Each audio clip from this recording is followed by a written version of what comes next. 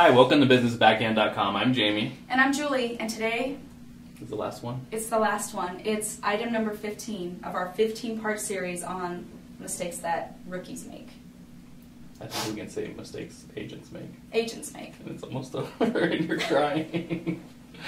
Okay. Today is mastering a buyer presentation. Yes! Or Just like having a buyer presentation. How How many about- people don't even do it? How about presenting to buy? Yeah, exactly. I can't tell you how many people just don't do it. And that's crazy. Yeah, you hear it all the time. This buyer called me, I gotta run right now, I gotta go Right. here. Mm-hmm. And you just end up wasting so much time. Good Lord, do you ever? The first time we started integrating it into our business, it changed everything. The buyer presentation? Yes. So let's talk about steps for a buyer presentation real quick. First off, have one. Second off, have a buyer brokerage agreement, and it's called different things in different states. It's an agency agreement with a buyer. Where they're committing to work with you. Right. Get to know it and learn how it's important to have in your business. It's also, if you're a realtor, it's part of the Code of Ethics. I think it's Article 14 that whenever possible, all agency... Well, I'm going to help set you up and get your mind right. If you're a realtor, it's in the Code of Ethics. I believe it's Article 14. That whenever possible, all agency agreements are to be in writing. And so... it's okay to get your buyers to sign an agency agreement. As a matter of fact, it's more ethical, and it would be considered ethical if you did. It may even be considered unethical if you don't, if that helps. That helped me. So, because in our state, it's not very common to do these buyer brokerages, though it is becoming more and more common. Mm-hmm. So get familiar with your buyer brokerage and understand how to use your MLS, right? Be pretty proficient at that so you can kind of fly around. And practice getting people into the office. Mm-hmm.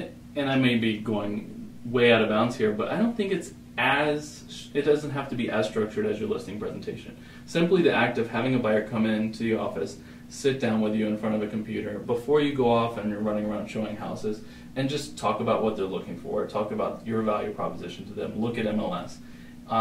You're going to have better luck with just that than you would not doing it. Right. I absolutely agree. I have a lead sheet that I use. It's actually on my website. And that is my buyer consultation. I know if I've asked all those questions and I've gotten answers and I've dug deep, that based on that one little sheet of paper, that I've got a solid buyer. Yeah, it doesn't have to be some formal presentation. No, and it's not. Yeah, it's not. It's about, most buyers don't get asked to come in and meet with their agent and then have a really intense conversation about their needs versus their wants versus their hopes. Mm-hmm. This is an opportunity to really sit down with people and figure out what the heck they really want, because you have the answers. Most agents will pull up a bunch of properties, kind of assume, based on the house that the buyer called in on, that this is what they're looking for, mm-hmm. right? And then show up with 5 other properties. Personal experience, I've never done that, and I know that when you show up with properties for a buyer to see and they haven't seen everything themselves, they don't believe you. Mm-hmm.